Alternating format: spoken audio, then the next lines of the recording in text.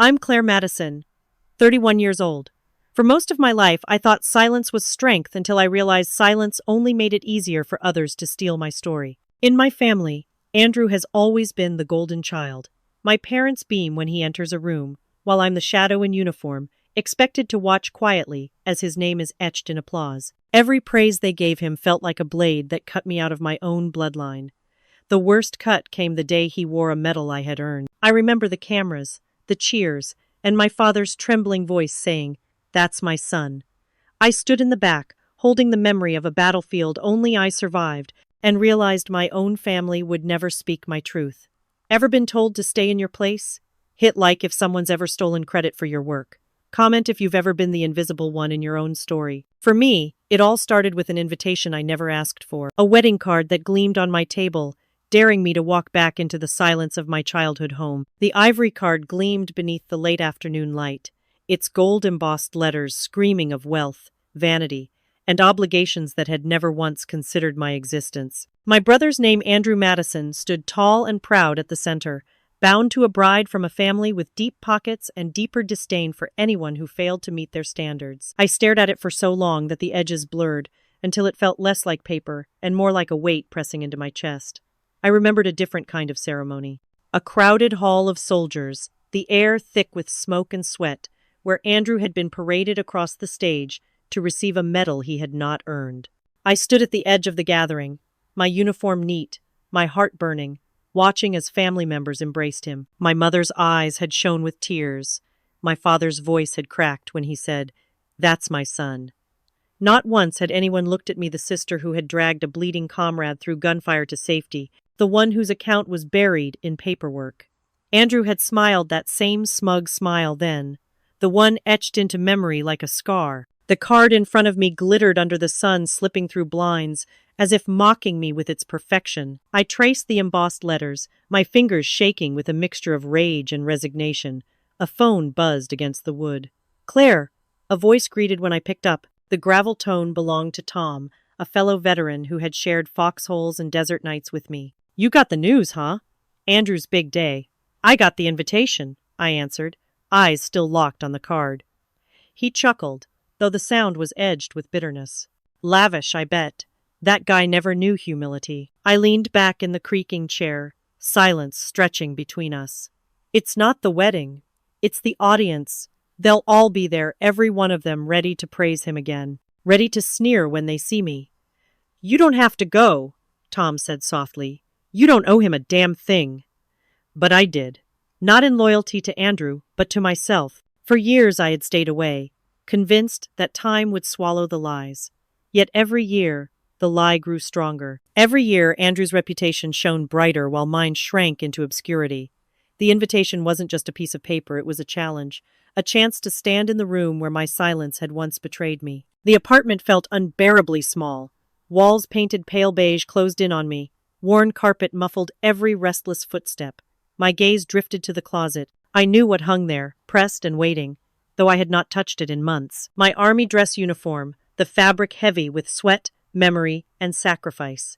The jacket with brass buttons polished bright, the insignia still stitched firm. Government issued, people scoffed. To me, it was armor. "Claire?" Tom's voice pulled me back. "I'll go," I said, steady. He exhaled like a man who had been holding a question too long. "Then go tall. Don't let them think you've been broken." I set the phone down and rose. Each step toward the closet echoed louder than it should have. My hand paused on the knob, almost trembling. When the door swung open, the sight of that uniform stopped my breath. Memories rushed forward. The desert heat, the taste of sand, the deafening whir of helicopters as bodies were lifted out. Blood on my sleeves that I had scrubbed but never fully erased. I reached out, fingertips brushing the stiff fabric. It was more than clothing, it was truth stitched into seams. The truth Andrew had stolen, paraded, and polished for his own gain. I pulled the hanger free, holding the uniform in front of me, the weight of it grounding me in ways nothing else ever could. I thought of Andrew's smile, of Vanessa's disdain, of Evelyn Carter's sharp tongue I had already heard about from whispers. I pictured the chandeliers, the champagne glasses, the smirks. They would look at me and see someone unworthy. They would laugh at the uniform, as they had always laughed at me. But this time, I would walk into their laughter unflinching. If they plan to laugh, I'll give them a reason to choke on it.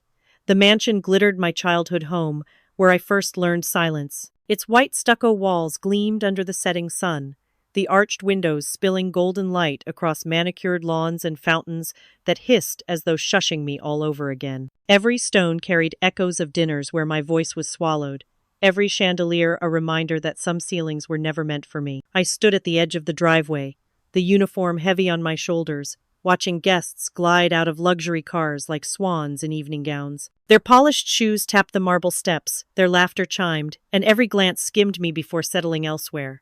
Inside, the air smelled of roses and expensive cologne, too thick for breath. I hadn't crossed this threshold in years, yet everything was exactly as I remembered: grand portraits on the walls, vases taller than children, and silence pressed into every corner. At the end of the hallway hung a photo that froze me in place. Andrew, beaming in his uniform, silver star pinned to his chest, my mother's hands resting proudly on his shoulders. It was the same smile he had worn when he stole more than a medal. He had stolen recognition that wasn't his. My pulse quickened, but I forced my boots to move. Relatives swirled around me like planets in orbit, their conversations pausing as they noticed the olive drab of my jacket. Eyes narrowed, whispers trailed like smoke. She wore the uniform. Couldn't she at least buy a dress? My mother approached, lips curved in a smile that didn't reach her eyes. "Claire," she said, voice clipped, "you made it." Her gaze flicked down my jacket, lingering on the insignia as if it were a stain. "Always the soldier." Andrew's laugh cut through the murmurs before I even saw him. He descended the staircase slowly, savoring the eyes upon him, tuxedo fitted like armor for a king. He leaned close as he reached me, his breath tinged with champagne. "Still parading that cheap suit?" he whispered, grin flashing. His words slid under my skin like glass shards. I clenched my jaw, refusing to give him the satisfaction of flinching. Silence, my oldest shield, wrapped around me. He straightened, throwing an arm casually around a guest's shoulder. "My sister," he announced loudly. "Always so. Committed to her government, issued wardrobe." Laughter followed him like obedient hounds. I met the eyes of one guest across the room, saw pity flicker, then vanish. In the dining room, conversations shifted naturally toward Andrew, as if gravity bent to his presence. "A hero," one aunt declared, tapping her glass. "Our Andrew so brave," others nodded, voices layering. "The silver star, remarkable courage. We're so proud." Their praise echoed against crystal and marble, swelling like a chorus. I felt my lips curl into a smile, practiced and polite, though every muscle in my face trembled from the strain. Inside, heat burned like a coal, hidden but alive. From the far end of the table, a younger cousin spoke without guile, eyes curious as they landed on me. "Didn't you serve in that mission too, Claire?" The wine glittered, but its bitterness stung my throat. Crystal goblets caught the chandelier's light, turning each sip into a performance. Around me, the hum of chatter swelled, like an orchestra rehearsed for Andrew's glory. The banquet hall was a monument to excess. Gilded moldings, velvet drapes pooling onto polished marble, servers gliding silently with trays of champagne and hors d'oeuvres that looked more like art than food. Every table sparkled with arrangements of orchids and roses, as if flowers could mask the stench of false honor. Vanessa floated from guest to guest, her sequined gown shimmering like liquid gold. Her voice carried easily over the music, and I caught fragments of her refrain. Andrew risked his life in that operation. Such courage under fire. She repeated it with the cadence of a prayer, weaving it into conversations with politicians and business magnates, ensuring that no one could miss the tale of her husband's heroics. I recognized the tactic "say a lie" often enough, and it grows flesh. Eyes flicked toward me as I took my seat at a corner table, my uniform stiff against the silk and satin around me. Conversations hushed, then rose again with new sharpness. "She wore that here?"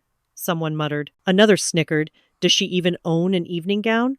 Their amusement rippled outward, feeding off itself. I adjusted the cuffs of my jacket, spine straightening. Discipline. That was the word that had saved me on nights when chaos swallowed the battlefield whole. Discipline now was no different. Andrew strode into the center of the room, tuxedo immaculate, teeth flashing in a politician's smile. He raised his glass, and the crowd quieted, every eye eager to drink in his words. "To family," he began, his tone warm, practiced. Then his gaze slid deliberately to me, narrowing. And to those who choose duty over ambition, may your government paycheck always be enough for gas money. Laughter erupted loud, rolling, vicious. Guests slapped backs, some nearly spilling their drinks. Vanessa covered her mouth with a manicured hand, her eyes shining with mirth, as though this were the finest joke of the evening. I held my glass steady, the wine trembling only slightly, and forced myself to meet Andrew's gaze. My calmness was a weapon sharper than his words. He wanted me to flush, to falter, to break. Instead, I let the silence between us stretch, my expression carved into steel. The laughter echoed and echoed, until finally it softened into uneasy chuckles. My unflinching stare unsettled more than it amused. Someone at the far end of the table leaned toward me, voice low but clear enough to slice through the noise. The truth always surfaces.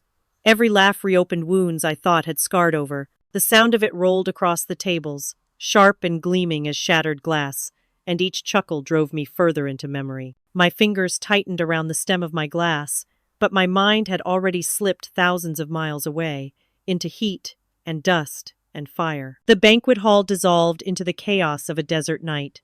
Smoke burned my lungs, sand whipped against my skin, and the ground shook with the percussion of mortars. Voices screamed through radio-static half-formed words, cut off by gunfire. I remembered the weight of another soldier against my shoulder, his blood soaking into my uniform as I dragged him across broken ground. His name was Simmons. His cries were ragged, desperate, and I whispered promises I wasn't sure I could keep. "Cover her!" someone had shouted, and rifles spat light into the dark. I pulled Simmons toward the ruined shell of a wall, bullets slicing the air above us. Another explosion rattled the sky. When the dust settled, I saw the officer Young, terrified, pinned beneath rubble. His helmet was cracked, his breath shallow. He had been my responsibility, and I couldn't let him die there. With strength I didn't know I had, I shoved stone and twisted metal aside, hauling him free. The rotor of a helicopter thundered in the distance our chance to survive. We stumbled across open ground, me carrying 2 lives, one slung over each arm like anchors. My muscles screamed, lungs begged for air, but there was no room for surrender. When we reached the evac zone, the officer was pulled aboard first, Simmons right behind. Hands yanked me up last, and for one dizzy moment I collapsed onto the steel floor, staring at the night sky through the open hatch. The stars were blurred with smoke, but they were proof that I had kept my word. The days that followed blurred into paperwork, debriefings, and silence. I didn't ask for medals, I didn't need ceremonies, but when the announcements came, when the papers printed Andrew's name beneath the headline Silver Star recipient, I understood how easily truth could be buried. He had never been there. He had never lifted Simmons, never faced that firestorm. And yet it was Andrew who stood beneath banners, smiling for cameras, while my part shrank to a footnote no one read. The banquet hall flickered back into focus. Andrew was recounting his courage to a rapt audience, embellishing with every gesture. "I carried them both out," he declared, raising his glass. "And I'd do it again." Applause scattered like coins at his feet. Vanessa leaned into him, eyes glittering with pride that belonged to someone else. I sat rigid, the taste of dust still at the back of my throat, the phantom weight of Simmons pressing into my muscles. Rage coiled in my chest, sharp and suffocating, but discipline kept it leashed. Silence had saved me before, tonight it would be my weapon again. I forced my lips into a curve, a smile that felt like broken glass. From behind me, a bridesmaid's voice floated through the noise, hushed but deliberate. "Wait for his speech." With the microphone in Andrew's hands, I braced for theater. The stage lights beamed down on him, casting his shadow across the marble floor like some conquering figure carved into legend. He paused long enough for the guests to hush, smiling as though savoring their hunger for whatever self-congratulatory tale he had rehearsed. Vanessa stood just behind him, shimmering in her gold gown, eyes alight with mischief. Earlier, she had leaned toward a cluster of relatives, lips curling around the promise. Wait until the highlight of the evening. Now, here it was. Andrew cleared his throat, feigning modesty before launching into the performance. "Family, friends," he began, his voice warm and perfectly pitched for admiration. "Tonight isn't just about love, it's about legacy." He lifted his glass, his smile tightening as his gaze found me among the crowd. "I once had the honor of serving this country. Some of you may know the story, others may not. But it was in fire and chaos that I proved what it means to wear this uniform. Murmurs rose, nods, approving smiles, the clinking of cutlery against glasses. My chest tightened, the memory of battlefield dust choking me again, except now it was laced with champagne bubbles and perfume. Andrew straightened his shoulders, dramatizing a non-existent weight. Under fire, with lives hanging in the balance, I carried not one, but two men to safety. My arms ached, my lungs burned, but I never faltered, because that's what courage demands. Applause broke out. A senator in the front row dabbed his eyes with a napkin. Vanessa pressed her hand to her heart, her performance nearly eclipsing his. Then her eyes flicked toward me, and her lips curved into a smile dripping with venom. "Claire," she said loudly enough for tables nearby to hear, "you must be so proud to have a brother so brave, so decorated." Laughter rippled through the crowd, not cruel this time, but condescending, wrapped in satin and silk. I kept my face impassive, staring down into the crimson swirl of wine in my glass. Inside, though, my pulse hammered, my throat tight. I remembered dragging Simmons through rubble, remembered the officer gasping for air as I shoved rocks off his chest. Andrew hadn't been there, but here he was, rewriting history with the ease of a seasoned politician. He leaned closer to the microphone, his grin widening. "Aren't you proud to have a brother like me?" His words cut sharp, the spotlight finding me where I sat. Dozens of eyes swung in my direction, searching for my reaction, eager for some sign that I would bend, that his story had finally broken me. I lifted my gaze slowly, letting my silence stretch, the corners of my lips twitching into a smile that was neither warm nor amused. The room seemed to lean forward, hungry for my answer. Then it came not from me, but from the world outside. A low rumble rotor blades.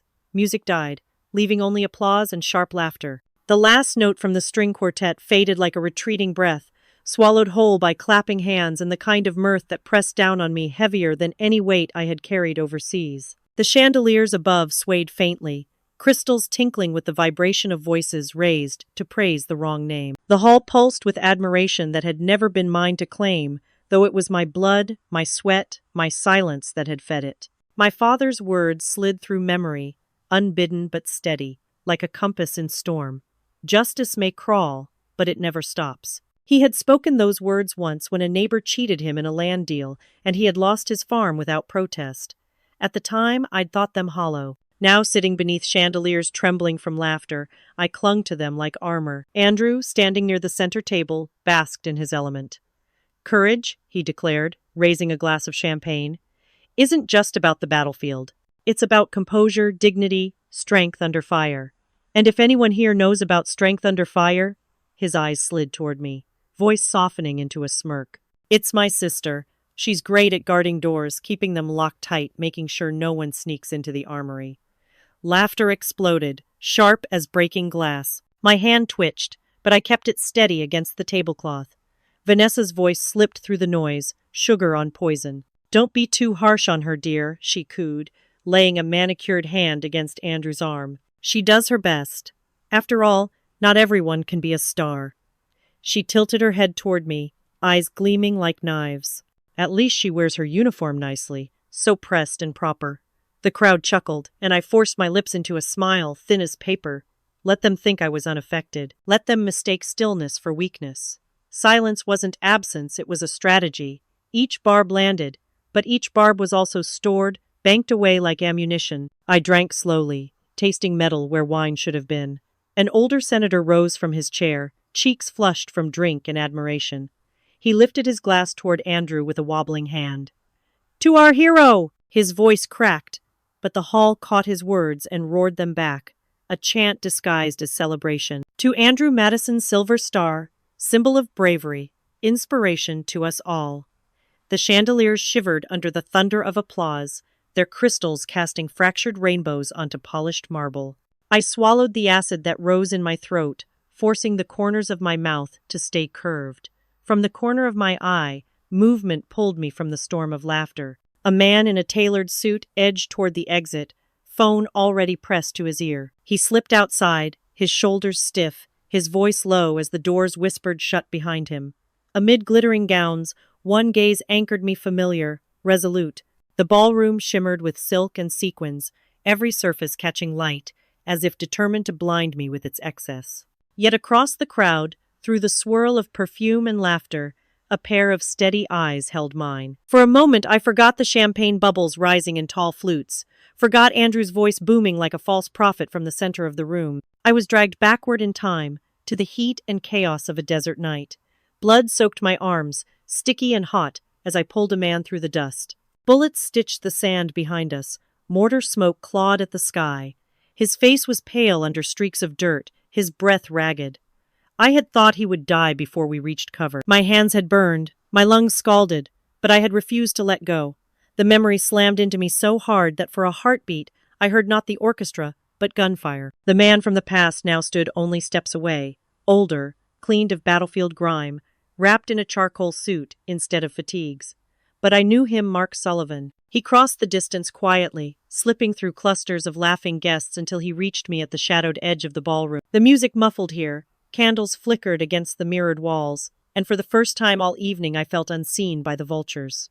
"Claire," he said, low and certain. His voice carried the same timbre I remembered shouting over gunfire. "It was you. You saved me that night. Not him." My throat tightened. The weight of his words pressed harder than the stares I had endured all night. I shook my head slightly. A warning. "Don't. Not here." Mark's eyes hardened, and I saw again the man I had dragged from the dust. "Why should you keep silent while he builds a throne on your back?" "Because silence is safer," I whispered, though the words felt brittle. "This is his stage. They won't listen to me. If you speak, you'll only become another target." He leaned closer, the crowd's laughter shielding us. "Silence may be noble, Claire, but lies are poison. And poison kills more slowly, but it kills all the same." I glanced over his shoulder, terrified someone might overhear. The ballroom buzzed with toasts and shallow applause, no one sparing us more than a passing glance. Still, fear crawled up my spine. "Please, Mark, let it go tonight." But his jaw tightened, his hand already sliding toward his pocket. I caught the gleam of his phone as he pulled it free, thumb hovering over the screen. He looked back at me with the kind of calm that made promises without words. He stepped away, blending into the throng once more, his suit vanishing among the sea of tuxedos and sequins. I wanted to call him back, but the words froze in my chest. He glanced over his shoulder once, his expression unwavering. "Justice is already on its way." The mic passed to Evelyn, her smile sharp as glass. Light poured down on her sequined gown, and for a moment she seemed to relish the stage even more than the bride herself. She took her time, turning to let the diamonds at her neck scatter prisms across the hall. When she finally raised her hand for silence, the crowd obeyed like well-trained hounds. I remembered her words from earlier, whispered in the foyer when she thought no one important was listening. "Soldiers are too plain for this crowd. They don't belong in rooms like this." That sneer had carried through me sharper than any bullet. Now, with a microphone amplifying her venom, she was ready to carve deeper. "My dear friends," Evelyn began, her voice syrupy sweet, "what an extraordinary evening we share. Tonight we don't just celebrate a marriage, but a true man of courage, of vision, of honor." Her hand floated toward Andrew, who grinned and dipped his head as if humbled by divine recognition. Vanessa clutched his arm, radiant with pride that wasn't hers to own. "And what a gift," Evelyn continued, eyes flicking to me like daggers. "To have in our family such a shining example. Andrew is proof that bravery isn't just in the blood, it's in the character, in the soul. Some people," her gaze lingered openly on my uniform, "are meant for shadows, never the spotlight." Polite laughter spread like wildfire, polite but cruel, the kind that dug its claws beneath the skin. Champagne glasses tilted, heads nodded, and the applause swelled, drowning out the hammering in my chest. I kept my face smooth, but my pulse raced as if I were back in the dust and fire of combat. Andrew slipped an arm around Evelyn's shoulders, playing the dutiful son-in-law, while Vanessa leaned closer to add her own poison. "It must be hard," she said in a stage whisper meant for all to hear, "living under such a brilliant star. But at least she knows how to wear her uniform. It's quite clean." More laughter. Something inside me snapped taut. I pushed back my chair, its legs scraping against marble, louder than I intended. For the first time all night, eyes turned fully toward me, not with curiosity, but with a kind of eager hunger. Andrew's smirk widened, as if daring me to speak. Evelyn tilted her chin, savoring the chance to watch me stumble.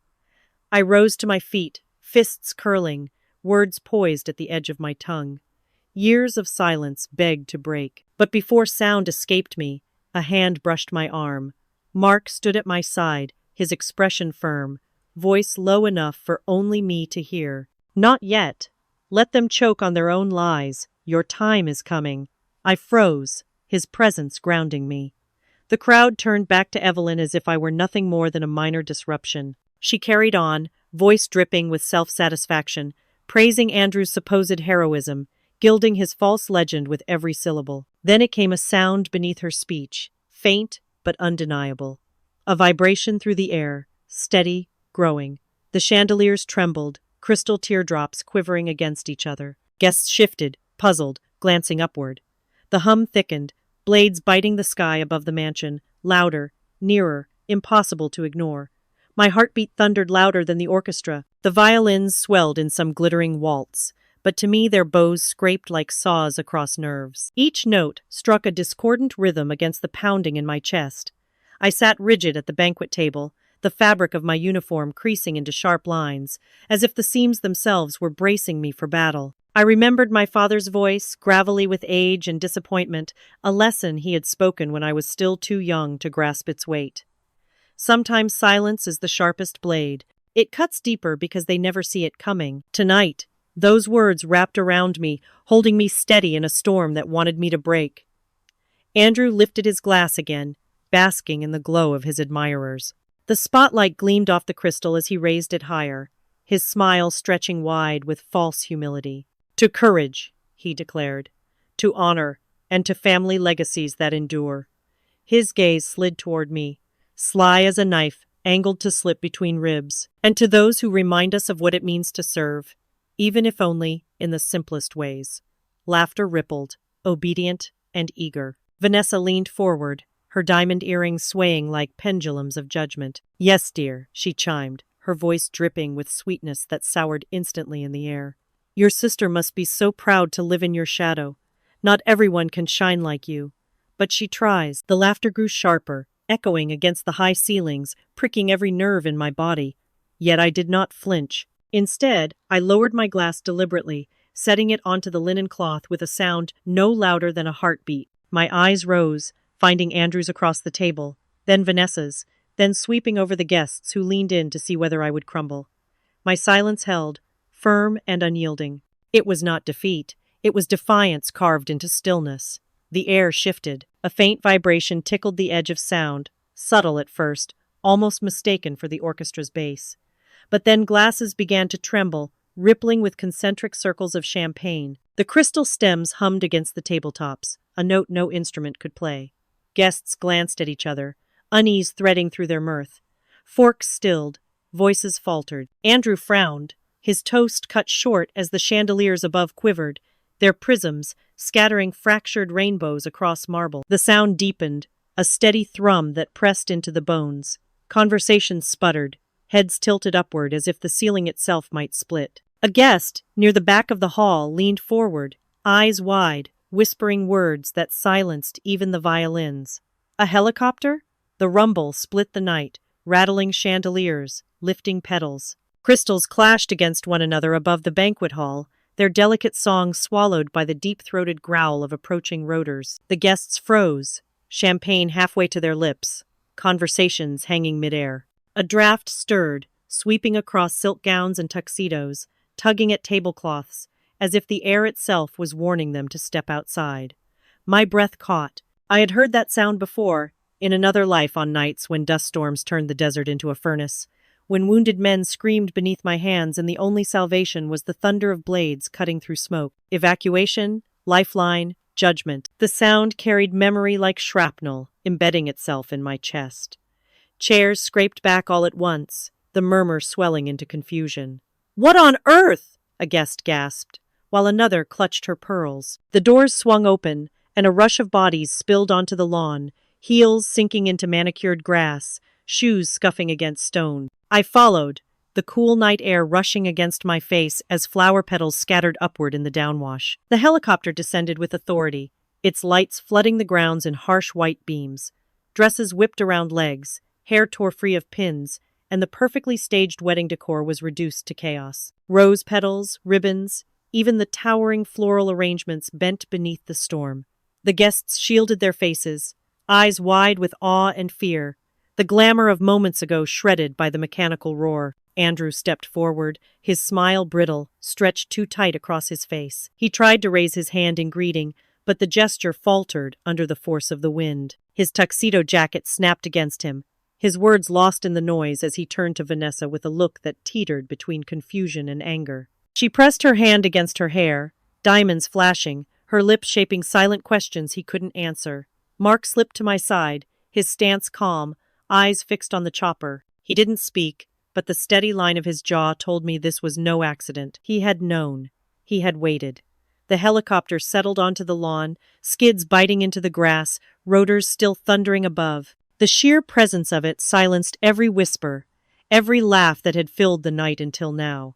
The door swung open with deliberate slowness, as if the moment itself were aware of its gravity. From within, a figure emerged, broad shoulders, chest gleaming with metals that caught the floodlights and hurled them back into the stunned faces of the crowd. General Hayes stepped down onto the grass, posture straight, eyes cutting through the chaos with surgical precision.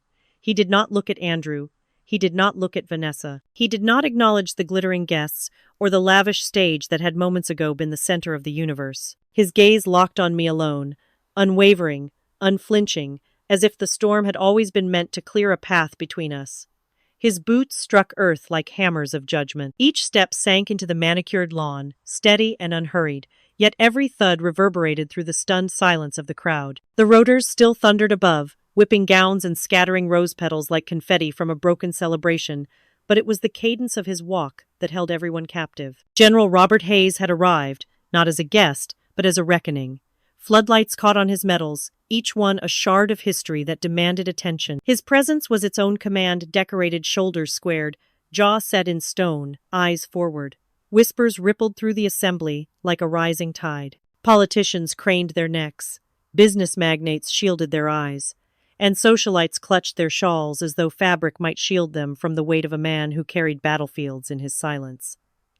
I knew him before his name left anyone's lips. A flash of desert night tore across my mind, the choking smoke, the sear of shrapnel, the desperate cry of a soldier trapped under rubble. I had dug with bleeding hands, dragged him free, hauled him into the belly of a waiting chopper as my lungs burned. His face had been pale and bloodied, but alive. And later, much later, I learned he was Hayes's son. The image had lived in my memory like a scar that pulsed each time Andrew boasted of valor he had never possessed. Now, standing beneath the weight of the general's gaze, I realized scars could bleed again. Andrew broke from the front of the crowd, his grin too bright, too fixed. His tuxedo clung awkwardly in the whipping wind as he extended a hand. "General Hayes!" he shouted above the rotors, voice swelling with forced warmth. "What an unexpected honor! We are humbled, truly humbled by your presence tonight." He thrust his chest forward, as though expecting recognition, his hand hovering in the air like a demand. The general did not slow.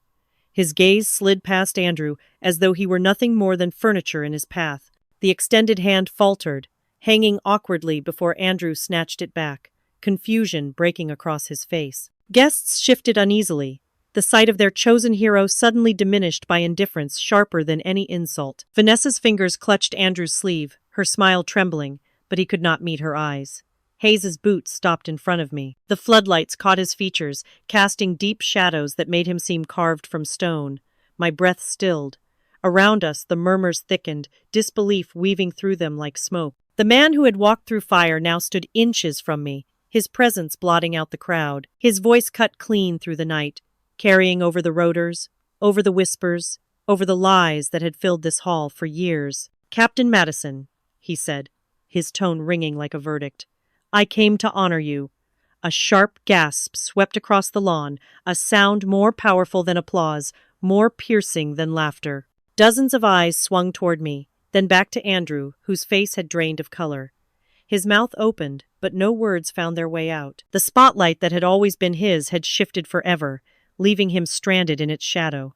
Rotor winds still spun as his words shattered the lie. The grass rippled under the downwash, flower petals swirled in dizzying spirals, and every eye clung to General Hayes, as if the truth itself had just stepped out of the storm. His declaration still rang in the air. I came to honor you, and its echo cracked open the night, breaking the illusion that had been so carefully cultivated around my brother. The guests began to shift, forming a wide circle without a word, instinctively drawn to witness whatever reckoning was about to unfold. Floodlights bled into every corner of the lawn, bleaching faces pale, making every twitch of expression impossible to hide. Champagne flutes trembled in unsteady hands, and the orchestra inside had gone silent, their instruments abandoned mid-song. The only sound was the relentless hum of blades overhead, stirring the air like judgment descending. Andrew stumbled forward, his face tight with desperation. "General, sir, I think there must be some misunderstanding." His voice cracked, half swallowed by the wind. "You're mistaken. Hayes raised a hand, silencing him with the ease of a man who had commanded thousands. His eyes, dark and cutting, locked on mine. "I remember that night," he said, his voice carrying over the roar, as if the storm itself bent to him. "An ambush, smoke so thick you could taste it, men pinned down, bleeding out, and one soldier refusing to leave them behind. She dragged my son out of hell with her own hands." The murmur that swept the crowd was sharp, like glass breaking. Heads turned toward me, disbelief mingling with recognition. Andrew's jaw tightened, his polished veneer cracking. "I carried them," Andrew blurted, the words tumbling out in a rush. His voice rose, shrill with panic. "I was the one who saved Simmons, who pulled Lieutenant Hayes to the helicopter. She exaggerates her part. I was there." A sudden movement from the crowd cut through his performance. Mark Sullivan stepped forward, his expression grim, his voice steady. "No, Andrew, you weren't." He pushed past startled guests until he stood shoulder to shoulder with Hayes. His presence alone was proof the man I had dragged through sand and fire, breathing life back into him when the night wanted to take it. His eyes found mine, and a silent acknowledgement passed between us. Mark faced the crowd, then Andrew. "I was there. I bled into her hands. I felt her carry me when I couldn't take another step. You weren't within miles of us that night. You didn't save anyone. You claimed her courage as your own, and the world believed it because she stayed silent." Andrew's face twisted, desperation souring into rage. "He's lying! They're both lying!" His voice cracked again, echoing hollow in the stillness that followed. Guests recoiled, whispers swelling into something darker: suspicion, doubt, contempt. Vanessa's painted smile faltered, her grip on Andrew's arm slipping like sand through fingers. General Hayes's voice struck again, cutting through the noise. "Not a mistake," he said, each syllable landing like a gavel. His eyes fixed on Andrew with the weight of truth that could not be denied. "A lie. Tonight it ends." For a suspended moment, the world held its breath. Then, from the back of the crowd, a single pair of hands began to clap. The sound was sharp, defiant, echoing in the open air. Another joined, then another, until the lawn shook with applause. It rose and swelled, drowning Andrew's sputtering protests, crashing over him like a tide he could not fight. The circle of guests became a chorus, their ovation thunderous, a verdict louder than any court could deliver. Applause roared, drowning Andrew's illusion. The sound thundered through the hall, shaking the very chandeliers that had moments before glittered for his lies. Guests rose to their feet as though compelled by something greater than themselves, their clapping hands striking out a rhythm that no orchestra could rival. My ears rang with it, but unlike the laughter that had poisoned the night before, this storm washed clean. For years I had lived beneath the weight of silence, letting Andrew's stories swell unchecked, swallowing words until they turned bitter in my throat. I had told myself silence was discipline, restraint, patience. Tonight, that silence had given way not to my voice, but to the truth delivered by men who owed me nothing. Mark, with his scarred memories, Hayes with his unyielding authority. The vindication did not come from my own lips, yet it seared brighter for having been carried on theirs. The spotlight shifted, as though the building itself knew where it belonged. Its harsh circle landed on me, blinding and hot. Gasps rippled as General Hayes reached into his pocket and withdrew a small case. He opened it, and the gleam of a metal winked beneath the lights. He did not ask permission. He simply pinned it onto the breast of my uniform, his hands steady, his eyes solemn. "This belongs where it should have been from the start," Hayes said, voice carrying above the ovation. His words weren't grand, but they cut through the crowd like scripture. I stood straighter, the weight of the metal heavy, yet strangely light. For the first time in years, my shoulders eased. Around us, the applause rose higher, guests stamping their feet, shouting my name, their cheers a tide that swelled and crashed, leaving Andrew floundering in its undertow. He tried, of course. "This is a farce!" Andrew shouted, his voice breaking. He shoved through the crowd, face blotched red, eyes wild. "You're all fools! I'm the hero, you know it was me." But his words fell into a sea of scorn. Some guests laughed openly, their voices sharp and merciless. Others turned their backs, unwilling to meet his frantic gaze. Vanessa's hand, still looped around his arm, stiffened. She tried to smile, tried to salvage what little grace remained, but her mask slipped. Finally, she snapped, her voice slicing louder than his. "Stop, Andrew. Everyone knows now."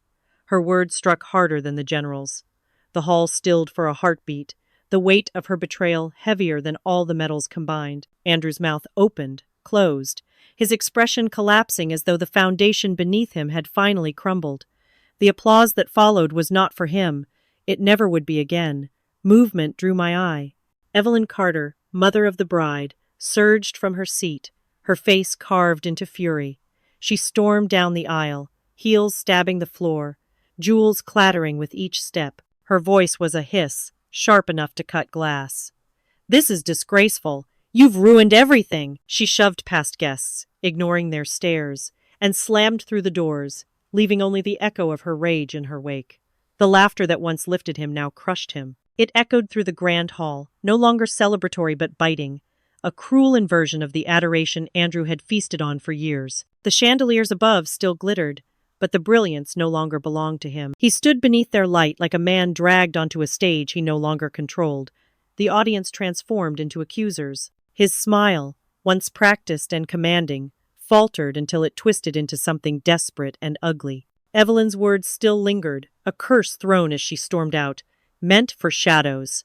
How fitting that now Andrew was swallowed by them, the spotlight stolen, his figure dimmed. He staggered toward the nearest table, grasping at the back of a chair as if applause could be caught and forced to return. But the eyes that met him were not filled with reverence, they were cold, dismissive, or openly scornful. "Please," he muttered, voice cracking. "You all know me. You've always known me. I've served, I've sacrificed." His words stumbled over themselves, growing softer as they met only silence. His gaze darted toward Vanessa, his final anchor. "Vanessa, tell them I was the man they think I am." She stood at his side, her gown gleaming, her face carved in perfect composure. But her hand slipped from his arm, falling away as though the weight of his deceit scorched her skin. "I can't," she whispered, each syllable clear enough to pierce him more than a scream ever could. "You built this life on lies, Andrew. I can't stand beside you anymore." Her voice gained strength as she stepped back, leaving a visible chasm between them. "You're nothing without them. And now, everyone sees it." Andrew's breath hitched. He turned toward me then, eyes wide, pleading. For a moment, I thought I saw the boy I had grown up with, the brother who once held my hand crossing streets, who once promised we would protect each other. But that boy was long gone, buried beneath arrogance and theft. I said nothing. Silence was all he had left from me. The air in the hall was thick, every guest watching as the great Andrew Madison unraveled. An elder guest, a man whose years lent him authority beyond titles or medals, rose slowly from his chair. He leaned on his cane, his voice carrying with deliberate weight. "Honor cannot be stolen," he said, the cadence of truth striking the room like a bell. "It reveals itself always." The words settled over the crowd like a benediction, undeniable, unshakable. Andrew's chest caved as if struck, his knees buckled, and he slumped into the chair behind him, shoulders collapsing, the last of his arrogance drained. Around him, no one reached to help. He was alone, defeated, his empire of lies reduced to ashes. I walked through rows of applause, each clap a stone laid before me. The sound surged on either side, rising and falling like waves that carried me forward. Faces blurred together, politicians, socialites, relatives who had once dismissed me, all of them standing, hands red with the force of their ovation. My boots pressed against the marble, each step steady, unhurried, the weight of the metal on my chest catching the light with every movement. My father's voice returned, clear as if he were at my side. "Justice may be late, but it always arrives. I had doubted those words in darker years, when silence suffocated me, and Andrew's lies grew too large to fight. Tonight they bloomed into truth, woven into every clap, every nod, every reverent look that followed me down the aisle. At the doors, General Hayes stood waiting. The floodlights outside still bled through the glass, painting his silhouette in silver. He extended his hand, firm and unwavering. "Captain Madison," he said, his tone stripped of pomp, heavy only with sincerity. Your silence spoke louder than his noise ever could. His grip was solid, his eyes steady, the gratitude of a father and the respect of a soldier bound together. Mark stepped forward next, his presence grounding me even more than the metal pinned against my heart. He smiled faintly, his scar catching the light, a reminder of the night that had bound us in blood and fire. "Now they all know," he murmured, voice low but strong. "No one can take that from you again." I held his gaze, the unspoken acknowledgement heavier than words. Around us, the applause swelled again, crashing through the hall until it rattled the very glass of the doors. Guests pressed closer, eager to catch one last glimpse, their eyes wide with something I had never seen directed at me before: respect. The night air beckoned beyond the threshold. I stepped forward, the doors groaning open to reveal the dark sky, where the helicopter still lingered in the distance, its rotors a faint hum against the silence now falling behind me. The cool air brushed across my face, lifting the weight of years in a single breath. As I crossed the threshold, the ovation reached its peak, rolling behind me in a tide I no longer needed to resist. The doors swung shut, sealing the hall, sealing Andrew's collapse, sealing the chapter of silence that had bound me. They mocked my uniform. Tonight, they bowed to it. Under the bright lights of that final night, the lie collapsed and the truth stood tall, leaving no doubt about where honor truly belonged. The brother who built his world on stolen valor was left in ruins, while the sister he mocked walked away with dignity, her silence turned into strength. Justice may come slowly, but when it arrives, it strips every mask and crowns the one who endured. No wall of deceit can withstand the relentless weight of truth. Like, share, subscribe, and leave your thoughts in the comments. Type 1 if you felt the same fire of justice, or 2 if you think the ending could strike even harder.